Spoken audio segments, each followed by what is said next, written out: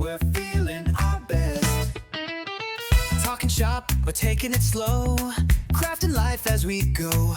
From laughs to tools, from brews to skies, we're squeezing joy, no need to try. It's life with a twist of lemon. Two best friends and a vibe you can lean on. Tales, ideas, and a pinch of delight. We're bringing sunshine day or night. It's life with a twist of lemon. Two best friends and a vibe you can lean on. Tales, ideas, and a pinch of delight. We're bringing sunshine day or night. Life with a twist. Life with a twist. Life with a twist of lemon. This is life. With a twist of lemon. I feel like it's been a week since I've heard from you. Is that true? I actually think it might be true. I think the last time we spoke, well, no, we You talked. called me on the way home because you actually worked from a place with other people this week. Yeah, there were humans there. It was a tight space. It was too warm. You had to commute. I had to commute. And then I also had to fend for my own and find food. And I got a little PTSD because I don't. All right, so I worked in the office. We're gonna say generously 18 months. Okay. In my 20-year career, I generously for 18 months worked in a physical office, and I remember having anxiety back then when I would go to get lunch. Right, most of the time I brought lunch, but on the occasions when I left to go get lunch. Did that count as working time? I would say no. Okay, so it's not really an 8-hour a day job. It's 8 plus however long you take for lunch. But here's the thing. I don't remember, there were people who would eat there, right? This is because this was all before DoorDash. They would eat there, and I don't think they clocked out. And then I got thinking about it too, there were all these smokers. They would go take a smoke break. I don't think they clocked out. Did that count? Interesting. Did this never cross your mind? I had to recently stop clocking out in a salaried role. But people clocked out for lunch and for smoke breaks. Oh, so okay. So I've told you before about when I worked at giftcards.com, they had this leaderboard, right? You'd badge in and you'd go up the stairwell to the office, and there was a leaderboard of how many hours people had spent physically in the building. Yep. And the smokers had the most time because there was a little balcony that they go out to, right? And some of them would be there all day. Sure. Right. I always I knew in the back of my heart, I was never going to be on the leaderboard. There was one time, I still regret it, but there was a whole crew that would board game and during lunch. So they would take a solid hour, right? They'd eat for maybe 5 minutes and then they'd play games. And I don't ever remember them going above 40 hours on the leaderboard, you know? Interesting. So weird. Maybe this is not how it works everywhere else, but that's what I remember from that period of time. So you had folks who had insane number of hours because they had either no life or they smoked a lot or both. And then you had these folks that hit 40, and I'm pretty sure that they were doing 35 or less, right? Sure. I don't know. Consequently, that's on my mind, right? So we go to take lunch and I'm a salaried employee. I have no reason to be thinking about this. Oh my gosh, this lunch going to take too long. And I think you very much are judged on your production. Yeah, well, I hope so. People, if you're listening, I'm judged on my production. Believe it. No, it's just fascinating, right? There's I'm confident that I have a solid 9 or 10 hours on a normal work day doing stuff on the computer. I think that's pretty accurate, right? Probably too much. Agreed. But I also have people you work with across the globe in different time zones. So. Yeah, it's a whole mess, right? And certain people I work with believe in a flat Earth, makes it more challenging, right? You want a fun game? Pull ChatGPT, try to convince it that the Earth is flat. Okay. There's an abounding amount of evidence that the world might be flat, right? It's mostly wrong. But take the evidence that's been compiled. There's whole societies, right? like there's all kinds of people. Can you imagine what the robots are going to do with this transcript? So How was your bike ride, Stan? all right, we'll get there. I want to be clear. I don't believe the world is flat, right? We landed on the moon too. Like I'm in camp, landed on the moon. I live in Indiana, so these things are hot debate topics on any day ending in Y. But where I'm going with this is, if you want to really see AI at its best, take your best flat Earth arguments and just see if you can convince ChatGPT. Because the whole model, right? It wants to appease you. Right. All these models have been designed to like say, yes, you're right. Good job. Pat you on the back. Yeah. So if you tell the I think we complained about this in an earlier episode. Yeah, we did. But if you tell the model, I'm an avid flat Earth believer, and then you give it its case, you give it your case rather, see what happens. Have you done this? Oh yeah, come on. Okay. I got way too much time on my hands. I mean, I work 9 to 10 hours a day, but I still have a lot of time on my hands. Right. Okay. All right, I was not expecting to go here. So, well, 5 minutes in, we've talked about flat Earth. We've talked about clock time at work, and the crazy thing is, it's a lovely day here in Central Indiana. The weather is delightful, and I shouldn't even be thinking about work, and yet I'm talking to you about work. Why is that, John? I have no idea. How's the weather like in Iowa? Are you seeing the beginning of spring? We had 2 beautiful days where I actually got a kite up into the air. Yesterday, I think it was 83 was the high. Today it is windy and like low 50s. So we've regressed a bit. We're usually like a day behind. If the weather's moving west to east, we're a day behind you. So this checks out because tomorrow high should be 50. Today, the high is 86, and it definitely hit that. It is sunny. It is beautiful. I got the kids out to mow, and then I took Mrs. Lemon on a bike ride. And I think we did 26 point something miles. Wow. That's nothing to blush about, right? Like I can be proud of that. It was longer than my first ride of the season. It was the longest ride I think Mrs. Lemon's had since maybe 2017. Wow. But she's been like running 5K and 10K races for the last year. Yeah. She's definitely. So I was teasing her. You remember when I took that trip to Miami and then drove down to Key West trip? Yeah. So that, because the flight got delayed, that the morning of the original flight, we went for a bike ride because I've been biking a lot.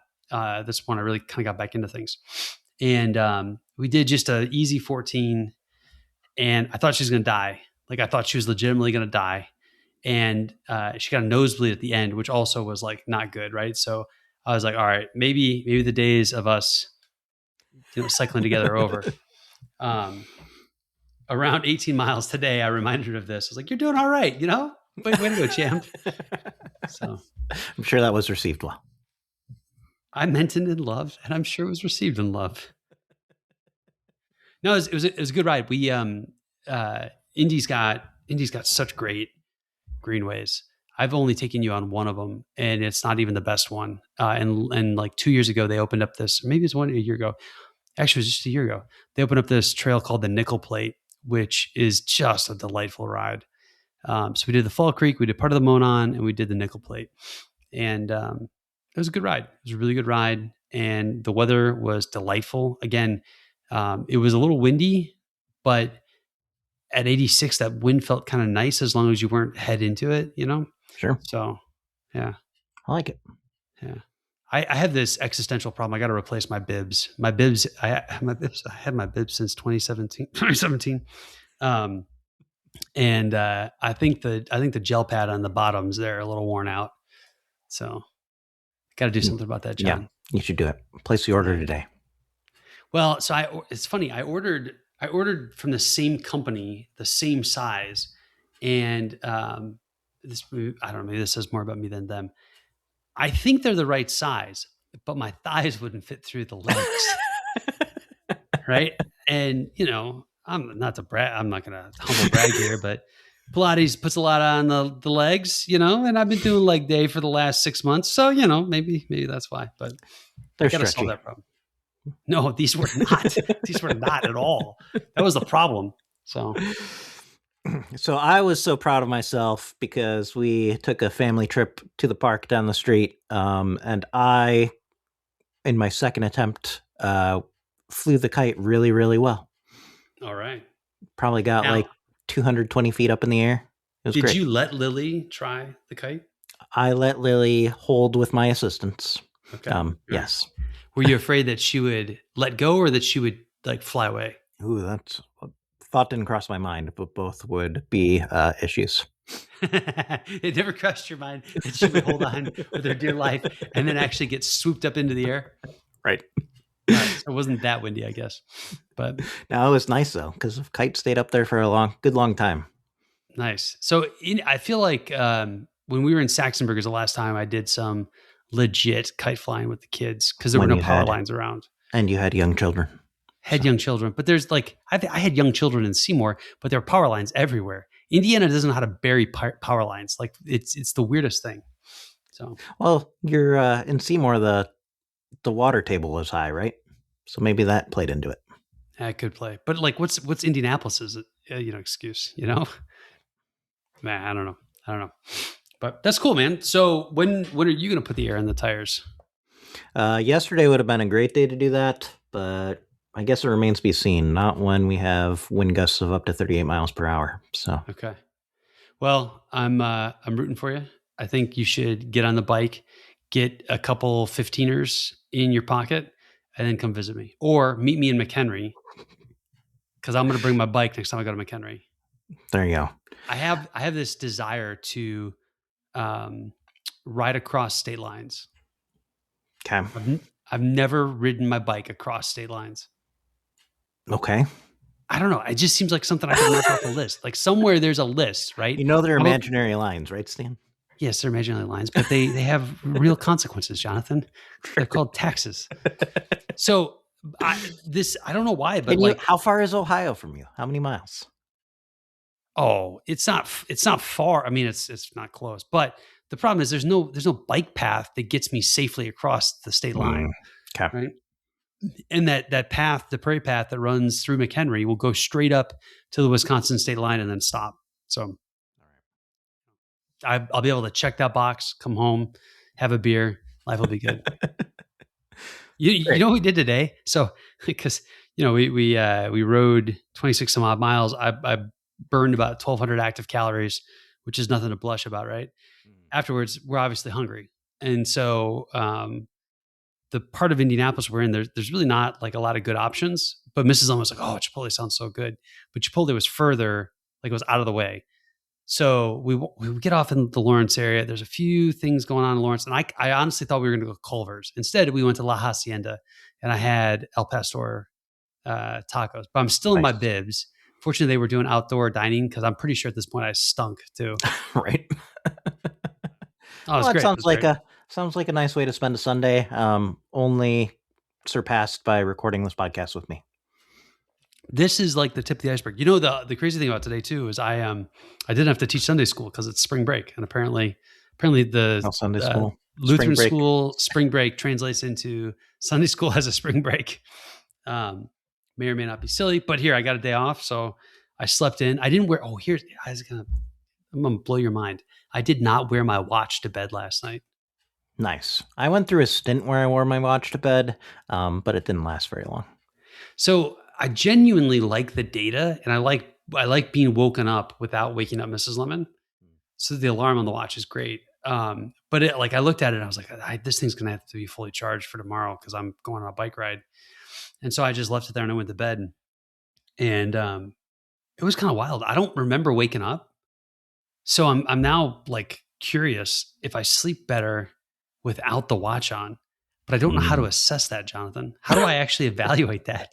So back in the day, there was a app called Sleep Cycle. Did you turn me on to this app, or did I find this app by myself? I think this sounds like a you thing. And I'm sure that they've changed how it works now. But you used to like lay it on the corner of the mattress, and then it would like judge motion and sound through the iPhone app.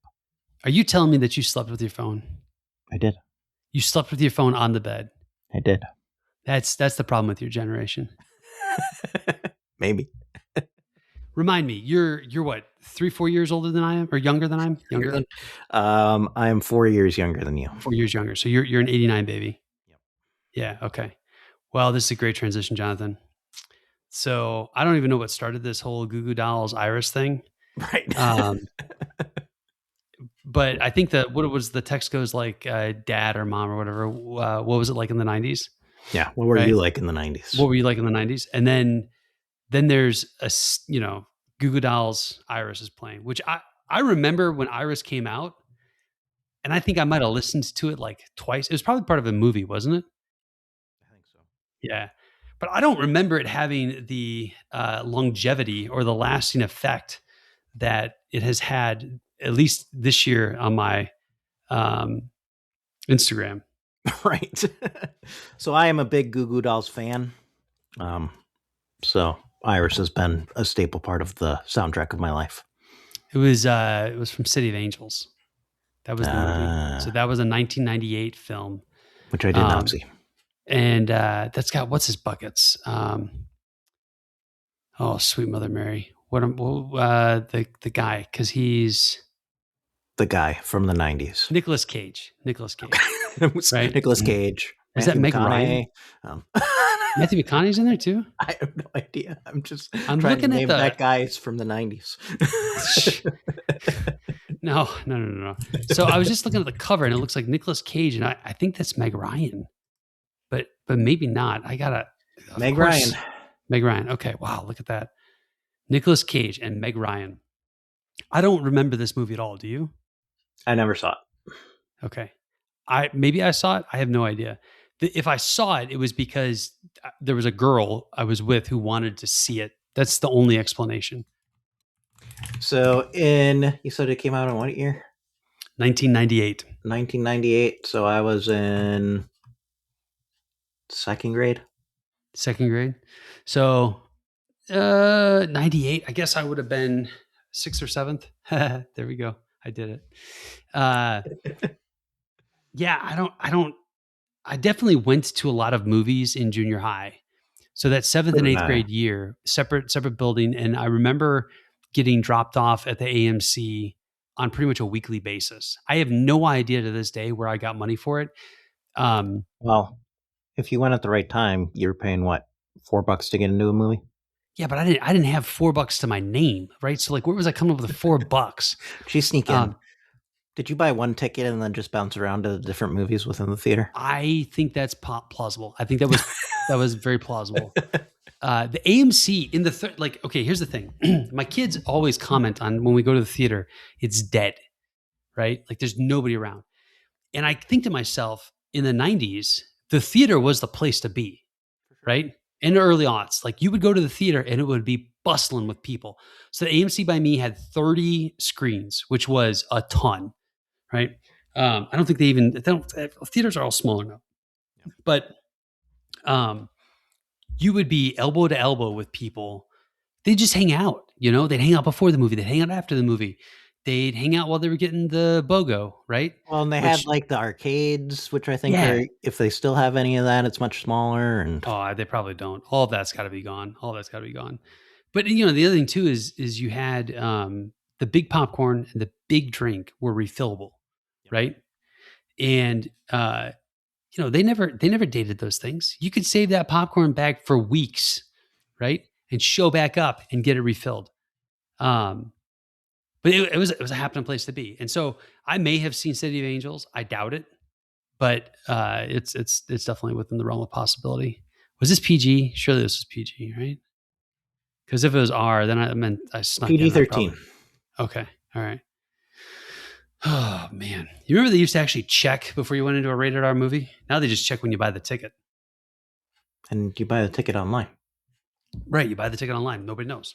But if you actually buy it there, they check. It doesn't look like City of Angels is streaming anywhere, Stan. So we'd have to rent it, which I'm not willing to do. Soon it will be on Paramount Plus. Ooh, is it on YouTube Movies? Is that a thing? YouTube has a whole movies thing now? Yeah.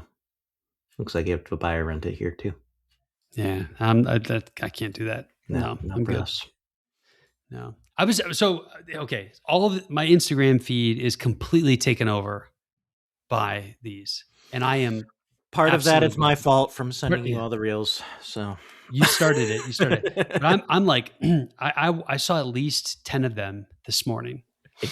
and you sent And me at least 6 of those. So did I? Was it at least 6? I, I'm enjoying them so much.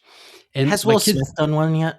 yeah, he did one. He did one. And it's exactly what you think, right? It's like Bad Boys, Men in Black, Fresh Prince of Bel-Air. And that's all I recall from it because I think it ends with Wild Wild West, which Was that in the 90s? it was because it was a single prior to coming out in Millennium. Millennium was released in 1999, right? 1999 it came Yeah, out. yeah. And I saw that in theaters. I In a saw that in small theaters. theater in the Wisconsin Dells. I saw that one in the theater multiple times. That was my Lord of the Rings, John. What If was you it? were Was it Burger King or something that like gave out the glasses? no, did they? I think I missed out on that.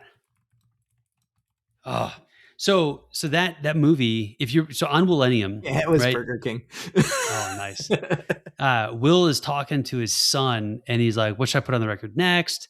And his son goes, "Wild Wild West," right? And like Mhm. baby voice, he's like, "Oh, come on, man! I got some hot records. I got what's the other one he says?" Anyhow, he goes, "People have heard that one, right?" And the baby just keeps going, "Wild Wild West, Wild Wild West," and so then it transitions into it. I know that album. That album, I probably know as good as the original Spice Girls album. Which they also did one. They But also did one. I And do believe that the 90s were peak Will Smith. they were peak Will Smith. Yeah, because I mean, he had a little bit. So when did Hitch come out? Let me look. When Hitch was did Hitch come out? 2000s. I mean, like he did some good 2005. films after that, but it wasn't the same. Like he took on more serious roles. Yeah, he did. Enemy of the State. So Men in Black 2 was 2002. When did Enemy of the State come out? Because I still think that's Enemy of the State is 1998. That I was expecting that to be early odds. I think that's peak Will Smith acting. Yeah. That movie is fantastic. Absolutely fantastic. That's a Jerry Bruckheimer. Gene Hackman is in that. It's one of the greatest Will Smith movies, hands down. I should probably go back and watch all of these. I mean, some of them are worth it. I loved Hitch. I had a soft spot for Hitch. Hitch is Ali good. was 2001. Hitch was 2005. I can't even tell you now as I sit here thinking about it. What did Will Smith do after 2005? So Pursuit of Happiness was around that time. Was that? No, that was much later, I think. 2006 Pursuit of Happiness came out. Oh, wow. And then I Am Legend was 07. That's when it started getting bad. Okay. Because I Am Legend was not great. Hancock, 2008. That was not great. Men in Black 3, 2012. That's the one we want to talk about. He's in Suicide Squad in 2016. That's actually not a great movie, right? Jared Leto is the Joker in that one. And I thought for a moment that was going to be the resurgence of DC. But Suicide Squad 2016 was awful. Then Aladdin in 2019, right? Not good. None of the live action Disney movies have been good, right? So then we get King Richard in 2021. Is King Richard after he slaps Chris Hart? I think that's the one where he was nominated at King Chris Richard. Rock, not Chris Hart. Chris Rock, yeah. Yeah, he slaps him in 22, right? That was a fantastic movie. I don't know if you saw that. I didn't because I think honestly between I Am Legend and Hancock, Men in Black 3, Suicide Squad, I've never watched all of Aladdin. I've seen bits of it. And I'd never got to King Richard because at this point I was like out of it. I've also, hot take, never seen Bad Boys Ride or Die in 2024. Ooh, neither have I. Yeah. But like he just fell so far out of trend, right? Like I don't know, this is not good. Do you remember there was that, what was the Netflix movie he did? Do you remember this one? No. There was a movie that Netflix released. It was like a full production movie for Netflix. Maybe that was Bright. That was Bright. That was in 2017. And I don't think it even went to the theaters. This is Netflix experimenting with a thing that would become normal, which was content being first released via streaming. And they advertised the heck out of it, but ultimately it went nowhere, you know? But, as far as the 90s go, Will Smith was at least a huge part of it for me. Big Willie style, phenomenal album. Millennium, phenomenal album. He changes his sound after Millennium, but then you go back to Fresh Prince of Bel-Air songs, right? And like Summertime. Summertime is a fantastic song. Is Summertime? Oh man, Summertime's probably the 80s, isn't it? Summertime by Fresh Prince. When did that come out? If this is going to be like 1988, it's going to kill me. No, it's 91. All right, I feel So good. Summertime was featured in the previous version of our opening.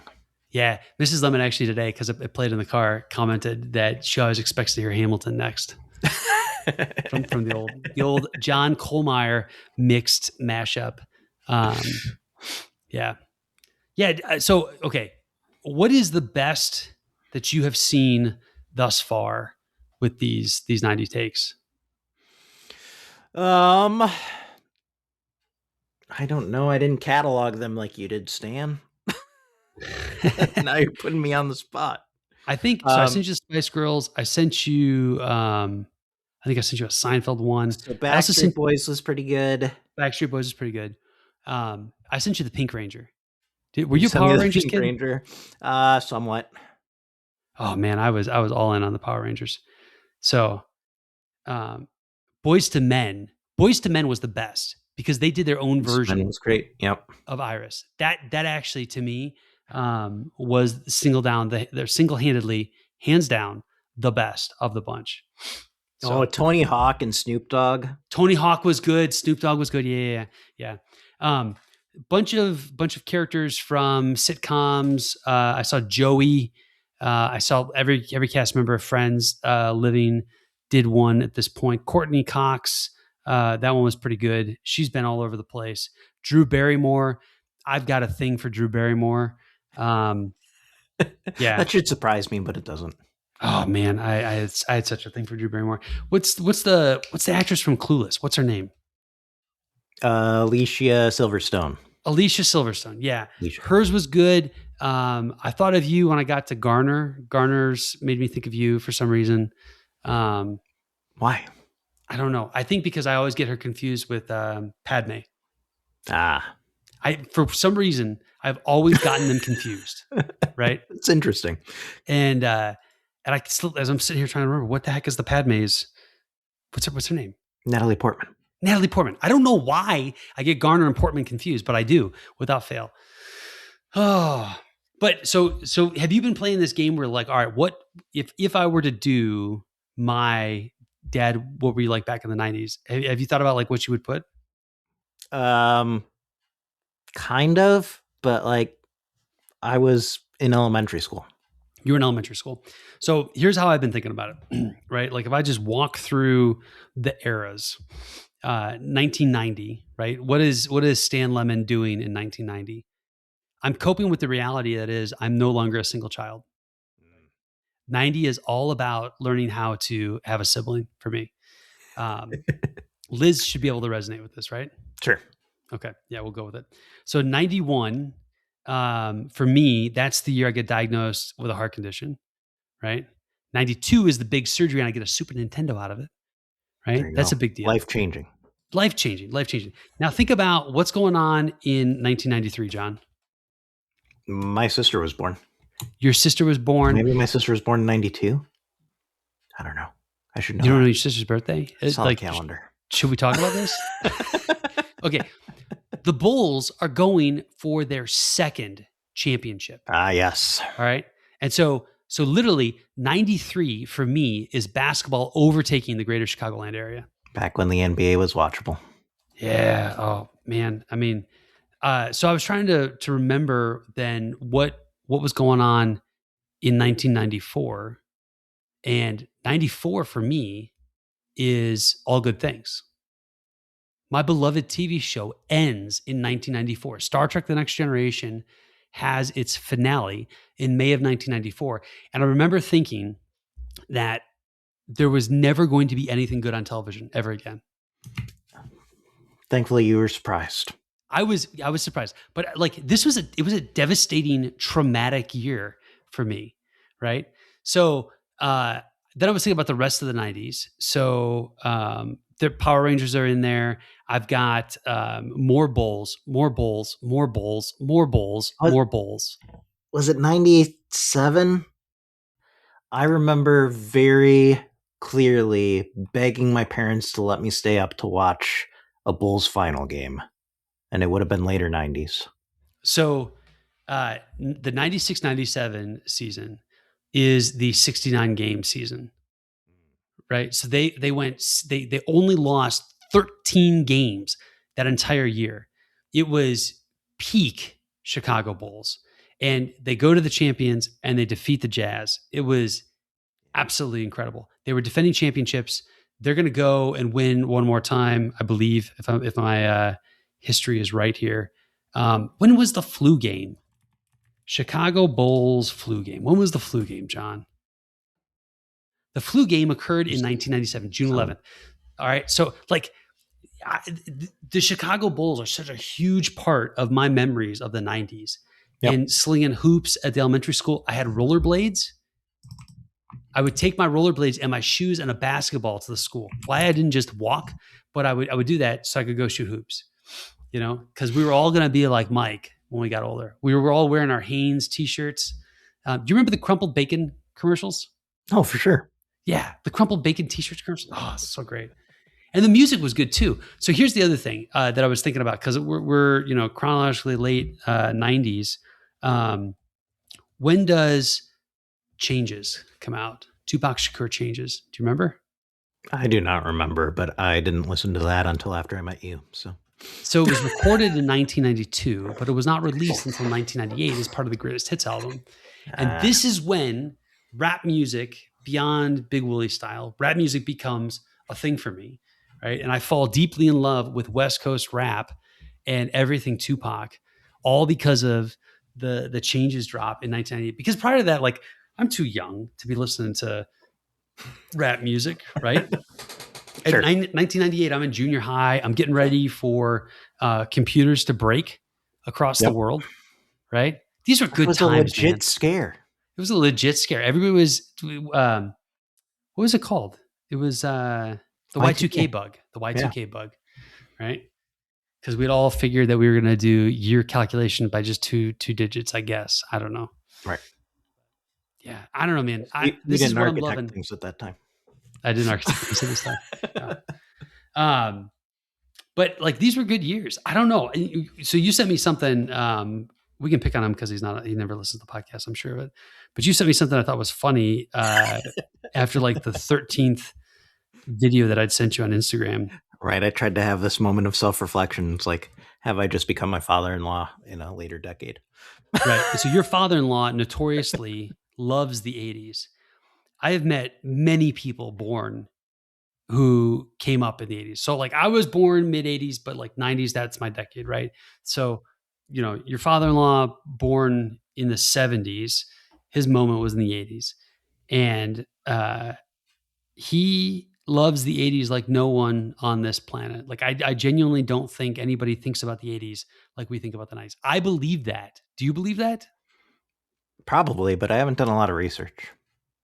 I mean, we just had our company annual celebration, and it was 80s themed. So that's because the people who are in charge were, living life high in the 80s. They were all born in the 70s, right? Okay. Your moment's coming. But I genuinely don't think it's normal. I don't. I truthfully don't. The 80s had some good moments, right? Back to the Future. That's a good one. Yep. But I don't think it was iconic in the way that the 90s is, right? You remember Seinfeld? Think about these shows that permeate culture. Seinfeld, Friends, right? Love it, hate it, whatever. Buffy the Vampire Slayer, Dawson's Creek, Seventh Heaven. Some of these are good shows. Some of them are very much not, but they're all out there. Lizzie McGuire. God, man, Hilary Duff is making a comeback right now. Did you listen to the new album? I did. I'm not even going to be ashamed to say it. Were you surprised at how good it was? Yeah. I mean, no, not really. Not really. I mean, I get kind of, here's the thing. So I'm rooting for Hilary Duff. I Lizzie McGuire, man. Oh man. She was gorgeous then. She's still gorgeous. still very talented. She's a mom now. Like she's done the whole, like she's lived life, right? And yeah, it's a pretty good album. I'd recommend the album. I there was it was a terrible book, and I don't remember what it was, but it was basically like going through child stars from the Disney Channel. Oh, and yeah. like Hilary Duff was kind of groundbreaking in breaking the Disney Channel mold too, because like she worked into her contracts that no, I can go off and make my own music, and Disney doesn't have ownership of it, and really paved the way for a lot of people who came after her. Oh, that's interesting. I did not know that. I will say, I just think she's amazing. So, No. So Yeah. Stan should buy tickets to the comeback tour and take either Sarah or Lucy. Is Lucy into Hilary Duff? I don't think so. Okay. I think like here's the fact, right? If Lucy pulls up Hilary Duff and listens to her album and she looks at Hilary Duff, she's like, "Oh, that's cool. When was she born?" It's gonna be the same year that her mother was born. You know, so like it's gonna create a different dynamic, I think. So, yeah. So I'm trying to think of some of the other fun ones I saw. Jewel. Do you remember Jewel? Cool. I do. Cameron Diaz. Sure. Heidi Klum. Halle Berry. I saw Halle Berry pop up. That was a fun one. I saw Halle Berry because she put out a new movie recently, didn't she? Did Halle Berry? She doesn't look like she's aged at all, by the way. Yeah. I don't know, man. It's Reese Witherspoon. I saw her do one as well. I'm trying to think what other ones I've seen. They're fun though. I genuinely enjoy them. And the Spice Girls one, those were all fantastic. And yeah, I don't know. Maybe I'm showing my true color here by how much I like the Spice Girls. Probably. But I remember when the Spice Girls were a thing. I tonight, or today, while I was talking with my wife, I was like, "Hey, what if tonight we watched Spice World?"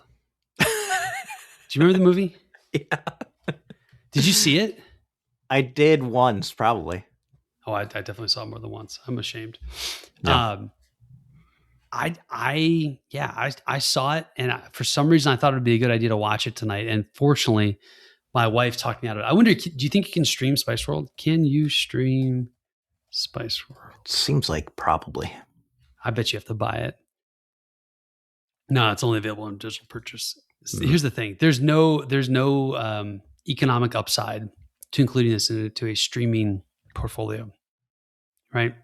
So for something to be valuable to stream, you're gonna like play it a lot. Sure. They're just gonna sit there and you're gonna be doing residuals without anybody watching it. That's a bad. I think that's true. Choice. Millennials are all pretty nostalgic. Yeah, but are we like, okay, there's nostalgic, and then there's watching Spice World, right? What do you? I can't even imagine. What is the Rotten Tomatoes? Rotten for Spice World. It's Rotten Tomatoes, Spice World. This cannot possibly be good. I don't remember this being a good movie at. Oh my goodness! All right, what do you think? All right, let's take a guess. What do you think the tomato meter is for Spice World? 45. Oh, look at you. Are we playing by Price is Right rules or what? What is it? 35% over 35? 69 reviews. The popcorn meter is 45%. I don't know what the popcorn meter is. I believe the popcorn meter is for, plebes like yourself and mine. Here, the critic consensus. Spice World's lack of cohesive plot. Because, Jonathan, everybody went to see this movie for a cohesive plot. Right. Will likely lose most viewers. But for fans of the Titular Girl Group, there's more than enough fun to be had in their wacky, albeit superficial. Right, because we thought it was not going to be superficial. We thought that the Spice Girls were not superficial. Right. Whirlwind of an adventure. So I went to IMDb's page for it, and the trailer started playing, and yes, I definitely have seen this. I've seen it multiple times. That's all I'm going to say about that. Oh, there's a making of Spice World TV movie. Oh, there you go. Listen, they've just got the 2 albums, right? Am I crazy, or is it just the 2 I have albums for no the Spice idea. Girls? Spice Girls. That sounds right. Just See, imagine the if 90s were also peak like group or pop groups. Oh, you had yeah, the boy yeah. bands, you had the New Kids on the Block popped up. We already talked about Boys to Men, Backstreet Boys, NSYNC. 90 Degrees had a fun one that I saw on Instagram. So yeah, no, it's I don't know. Yeah, I just see the 2. I just see the 2 albums here. If they had more, it looks like they had some EPs along the way. Apparently, They did there a was greatest hits also album in 2007. a Spice World video game Are you kidding me? on the PlayStation. What in the world would you even be like? What's the gameplay like? Does it have a description? Here's what's amazing. If you want to create dance movements of your own, maybe with the help of the Spice Girls, then this should be yours. Wow. You can also have a bit of fantasy to be behind the scenes with the girls too. This one will also help you tune to a music created by the dance movements. So it was like a dance program game? All right, Jonathan. Here's the reality, right?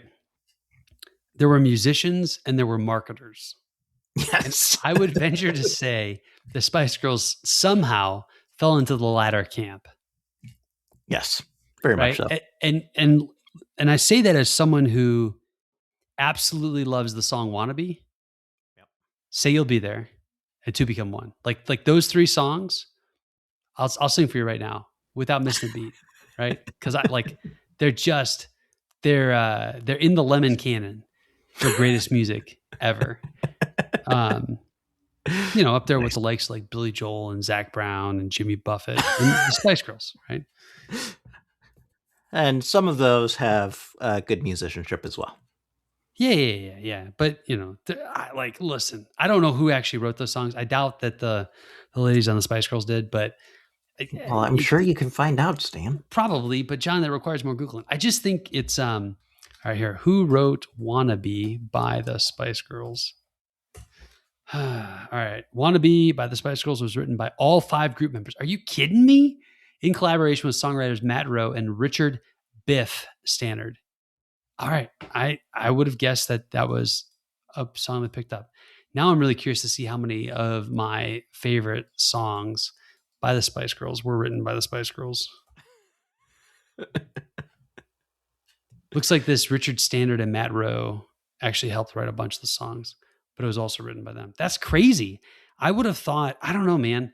It doesn't take a lot to get a writing credit, though, Sam. It doesn't take, that's fair. It doesn't take, but it says the key writers were the Spice Girls, Richard Stannard, Matthew Rowe. Huh. Richard Stannard and Matthew Rowe were the producers. So of course they would have a writing credit. I don't know. That I'm like, my mind's being blown because there's so much of the music that you and I love from this era that is 1000% not written by the person performing it, you know? Correct. I think once you get into the details on who wrote what, you find yourself in a very different part of music. This is why I like Mac McAnally, right? He wrote a bunch of songs that Jimmy Buffett played, Kenny Chesney played, etc. And when I realized that was him writing the songs, I fell in love with his music. So, well, one of my favorite singers of all time. Perhaps the argument could be made for the greatest singer of all time. If you say Weezer, I'm going to slap you. Frank Sinatra. Oh. Didn't write any of his stuff. Fair enough. Man, I really thought you were going to say Weezer. I'm surprised, but okay. It's a better choice than Weezer. I mean, everyone should own Weezer's Blue album, but I wouldn't call them the greatest singers of all time. That, which, by the way, was released in? The 90s. 1994. Okay. 1994. Is Jimmy Eat World still a thing? Not that I've heard recently, but who knows? That's another band that jumps out for me for the 90s. I don't know. So then we move into like the whole punk scene. Yes, I spent a number of years embracing ska punk. Ska punk was peak in the late 90s, maybe early aughts slightly. But like Blink-182. Blink-182. Yeah. Dashboard Confessional, is that later. That doesn't count as punk. That's emo. The whole Emo. emo thing, The though. emo thing, right? Yeah. New Charlotte, good Charlotte. Sorry, Good Charlotte. That's another one. Heck, we're not even talking about Green Day, right? Wow. Come on, you don't like Green Day? Not particularly, no. Oh my gosh, are you kidding me? Basket Case is a piece of art. We got some Smashing Pumpkins in there. Surely you were a Smashing Pumpkins guy. For sure. Yeah, that still makes regular rotations. Of course it does. For you, Jonathan, of course it does. I think here's a hot take for you. I think in my entire, because I pride myself on having pretty eclectic music taste. I don't think I'm stretching by saying. And you say that is true, more true than for a lot of people who say that. But I think, and I could be wrong about this, but I think the only song that I have actually in my library is 1979. Maybe I have Tonight. There you go. But I definitely, 1979 is to me like quintessential Pumpkins, right? For sure. Yeah, I don't have Tonight in my list. Maybe I should add it right now. I feel like this is actually a huge gap. Yes, you should do that. You should probably also add Disarm. I can't even think of what Disarm is off the top of my head. Okay. Like Melancholy and the Infinite Sadness. That is the greatest album. Yeah. It's the album that I associate with the Pumpkins, right? I know they have music. They have music before. I guess they have music after probably too. But to me, that's the Pumpkins, right? For sure. Oh, good stuff. I don't think they make music like this anymore. Not necessarily a great singer, but a very differentiated and unique voice. Very differentiated, unique voice, kind of like Reese Roper from Five Iron Frenzy, just to name another one.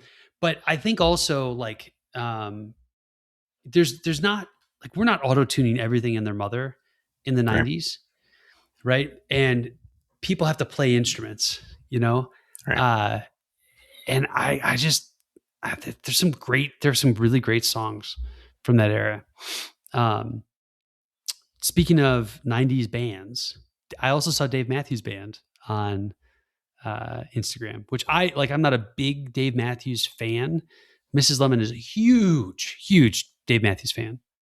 Did you buy the tickets I found for you yet? When did you send those? I don't know. You were talking about how you hadn't found anything else that you wanted to see. Oh, you sent me like 7 links in a row, Jonathan. And I was actually at a show at this point, so I did not look through all of them. I definitely missed that. Well, Dave Matthews is coming to like Noblesville or something. Yeah. Okay. So all right. So we've been to the Noblesville venue once for a Zac Brown band concert, and it is the worst possible place to park. Like it is so shockingly bad. And I don't know, man, like if I wanted to get like secondhand high, I think I would be all about the Dave Matthews concert. But this is an outdoor venue and people were stoned out of their mind for Zac Brown. I can only fathom what it would be like for Dave Matthews. Hilary Duff is also coming to Noblesville. Now see, that what I would go to. I'd go to that one. I don't think that would be a stoner concert either. July 23rd. I don't think it would be either. That'd be hot though. It'd be hot outside. Noblesville. I feel like she's an indoor concert venue. The Ruoff Music Center. Yeah, man. It's just a cornfield that they put a fence around and a stage at the front. That's all it is. They do tickets from $37, Stan. Yeah, those are back on the Greenway. If you want those, you got to get there crazy early. I'll never forget. So when we went to that Zac Brown band concert, that's the first time I'd ever been to Ruoff. First and only time I've been to Ruoff. This is how much of an impression it left on me. It was one of those venues, right, where like people are just trying to get wasted. And so as we're in line, I like multiple people with the little like airplane style liquor bottles. Yeah, and they're just pounding them as they're going in because you can't carry alcohol in, right? And I'm thinking to myself, like, what in the world? Like, what is going on in your life that you're going to get completely faded before you even walk through the door? Right. You know? Oh, I don't know. I mean, that's kind of the vibe for Jimmy Buffett, but yeah, maybe. Yeah, no, I don't know. I never went to Jimmy Buffett concert. I really can't say. I will say the Mac McAnally one because it was probably because it was at the Palladium, right? The Palladium is a pretty fancy place. I felt young in that crowd. Oh, and like the majority of people would have no idea who he was. Like, Probably. unless you actually care about the music. Yeah. I think there's an element of people just go to the Palladium for shows because it's the Palladium. So, all right, Jonathan, favorite thing from the 90s? Favorite thing from the 90s? My wife? Oh, look at you. That was so sweet. I actually feel a little like stomach acid coming up, like I'm going to puke. That was a good answer. She doesn't listen to the podcast, so you're not going to get any credit for that. Right. What else? Space Jam? Oh, that was such a good movie. The real and only Space Jam? Yeah, that whole LeBron thing. Like, this is not a knock on LeBron podcast. We wouldn't do that, but LeBron is no Michael Jordan. No. What about Janko's jeans or Lee Pipe's jeans? Listen, man, I didn't buy anything fancy in the 90s, so I think the majority of my clothes was hand-me-down. So, okay. Wait. You had a sister. I had a sister, but like my mom was a Lutheran school teacher. So. Oh, okay, all right. Because I was gonna say, if you're telling me that in the 90s you were wearing Liz's hand-me-downs, like we got another hour of the podcast to go through, buddy. I was probably bigger than Liz at that point too. So my parents never bought baggy jeans for me on principle, and also because they were more expensive than they felt that jeans should be, right? And I could not afford Jankos because those were insane, but I could afford Lee Pipes, and I bought a pair during 7th grade, and I wore them almost every single day. I washed them quite regularly, like probably every 2 days. But I basically wore the same pair of jeans for most of 7th grade. I like looking back, I'm a little embarrassed, but I could only afford the one pair, man. I was mowing lawns and stuff, but like that's a lot of mowing. And then I remember there came a point in do you remember Carson Perry Scott? I don't think that's a store anymore. I do not. So, okay, there was Kohl's, that was the bottom rung. There was JCPenney, that was the middle rung. And then there was Carson Perry Scott, which is the upper rung, right? Okay. For a time, Macy's was competitive with Carson Perry Scott. Now, Macy's is basically Walmart with, clean floors, right? That's all it is. So, and everything else on that list doesn't exist. Does JCPenney still exist? Pennies and Kohl's still exist, yeah. Oh, okay. Yeah. I guess Kohl's still exists. We could talk about the time that Pennies almost ended because of the Apple executive. That's a whole story. Do you remember this? I don't. So I hate shopping stands. So I don't like shopping either. But it's sometime in the aughts, please nobody fact check this because there's maybe a whole bunch that's wrong. They got an executive from Apple who decided to simplify pricing. Right. So Penny's whole game is like, you walk in, there's a $70 shirt, it's marked down to $50. But if you've got, Penny's cash or whatever, and you got the credit card and this one, you can get it for $5. That's their whole jam. So this executive, I think it was a he, but honestly, I don't even remember, went to like honest pricing. This is the honest pricing moment in Penny's existence. And so everything was stickered exactly what you would buy it for. And their sales just plummeted. Huh. And all the psychology of like, I'm getting a discount versus not was the key factor. I find this fascinating. Like, I wish someone would do a study on the psychology of JCPenney pricing model, because I think it would be incredibly interesting to just like pull apart and talk about.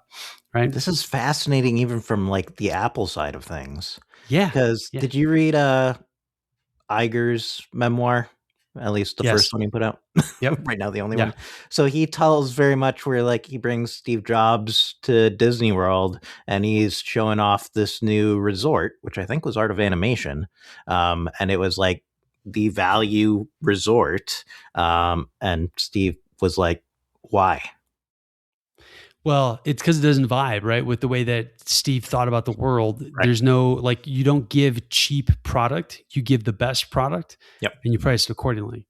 Mm-hmm. Right. And so, Apple has historically never dabbled into like cheap products, right? I mean, there's some exceptions you could argue are cheap products. I don't know that they actually are in the grand scheme of things, but the iPhone 5C, right, notoriously was Apple's foray into affordable phones.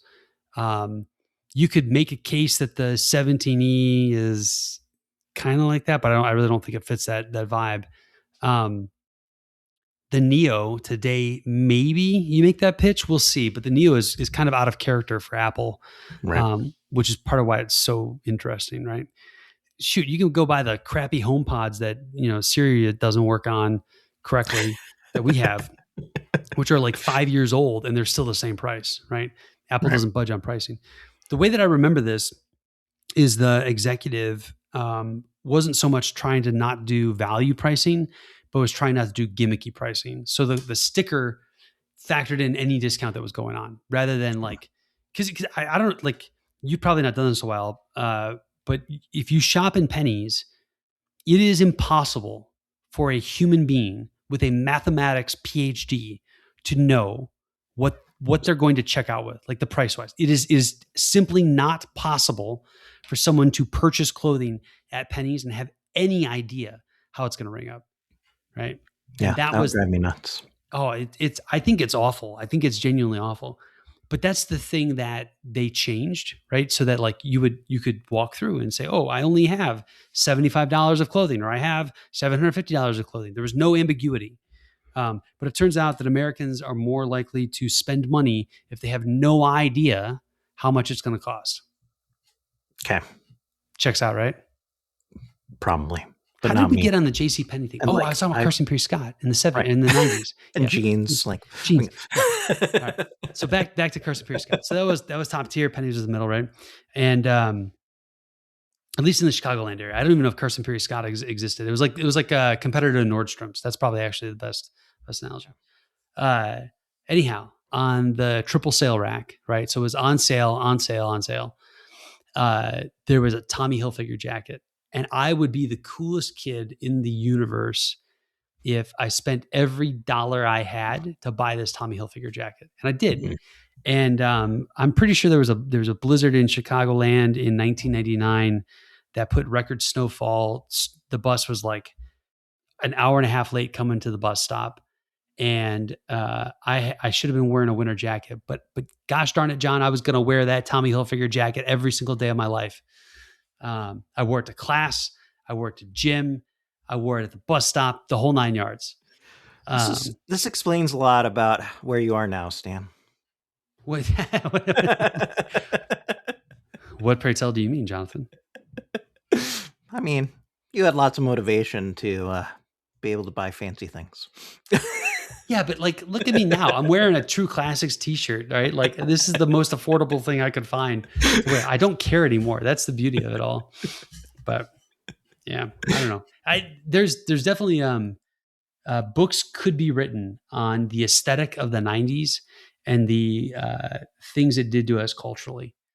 Maybe that's where this thing goes downhill. This nostalgia of the 90s. I will say I had a really, really cool bright green Sony Walkman. Discman? It was Discman. Walkman was the cassette player, right? Cassette, yep. Yeah. Had a bright green Sony Discman, and it fit in those Lee Pipes pockets perfectly. And I'm not talking about the back pocket, like it fit in the front pocket. My phone barely fits in the front pocket of my jeans now, and those Lee Pipes had enough room that the whole Discman slid right in there. Yeah. And then when you would walk around, it would skip. No. I had the 40X one, right? So, because it would read 40 seconds ahead, right? And so all you had to do was have a slender step, every 20 seconds, right? So the first one I had was silver, just like the plastic metallic color.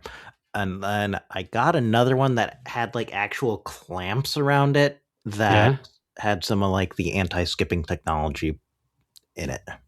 So if you're really bored, mine was the DEJ621. It was a green Sony Discman. I don't got that amount of detail anymore. Did you ever have like a travel DVD player? No, never. No, I had a travel DVD player. So here's what I did when I was a sophomore in high school. So this would have been, I don't know, we'll say 2001, 2002, somewhere in there. I saved up and I bought this Hewlett Packard laptop. Right. No one had a laptop. Right. At this point in time, unless you were a business professional. Yep. I remember my uncle brought a laptop to family vacation once, and we played like Minesweeper on it, and it was awesome. Yeah. So for me, sophomore in high school, it was so I could code. And that was the primary use case. And I had this weird... Like 30 minutes of battery time? No, it got a little more than that. And here's why. I had this aversion to Intel. Mm-hmm. Right. I don't know why. Like, you remember the P2 was the coolest chip. There were Pentium chip commercials in the 90s. Right. They were amazing. The P2, the P3 was a train wreck. You remember? Nobody loved the P3. But then the P4 was going to fundamentally change computing as we knew it. Yep. And so I bought an AMD Athlon 4 processor laptop from Hewlett Packard because I was not going to be an Intel guy because the P3 was so bad. Mm-hmm. And that was what I used if I wanted to watch a DVD, like if I went camping or, whatever, right? I brought that whole laptop. I would code and I would watch a DVD. And at this point in time, John, I don't have a lot of DVDs. I have Star Trek First Contact, right? Nice. Fantastic movie. Also from the 90s. I have Men in Black. Great movie. And I'm trying to think what else I had. There's a third movie. Oh, I would have had Wild Wild West. Nice. Right? Those I don't think I ever owned Wild Wild West. I still have it sitting in a DVD binder upstairs that I haven't opened in who knows how long. Nice. You should have your kids look through, pick something out, watch it on DVD. Yeah. It's like, why is it all fuzzy? I might have also had, what was the Drew Barrymore movie where she's Cinderella? Is it Ever After? I had Ever After. Ever After? Yeah. You know what movie I really liked? Can't Hardly Wait. I don't know if I've ever seen it.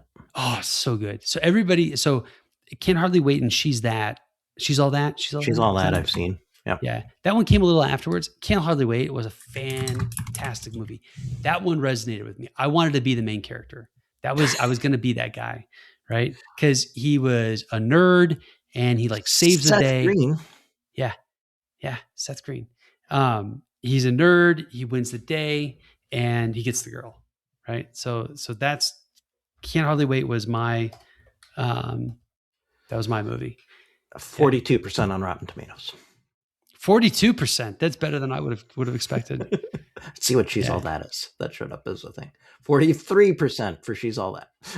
See, Can't Hardly Wait was better. Yeah. Who's the lead guy in that movie? Which I can't remember. Is that Ethan Embry? I Can't Hardly Wait. I need to pull up IMDb and look at this. Great movie. Probably does not stand the test of time, to be honest with you. But Jennifer Love Hewitt is in it. I'm pretty sure I saw one of her 90s Instagram runs too. Nice. Ethan Embry, Preston Myers. Yeah. Wow. He does not look the same age wise. And yes, Seth Green is in that. I don't think I had that on DVD, but I've definitely watched that one way more than anyone should have. So here's the bottom line, John. As we're coming up here a little past the hour, I think the 90s was fantastic. I think nostalgia is a powerful force to be reckoned with.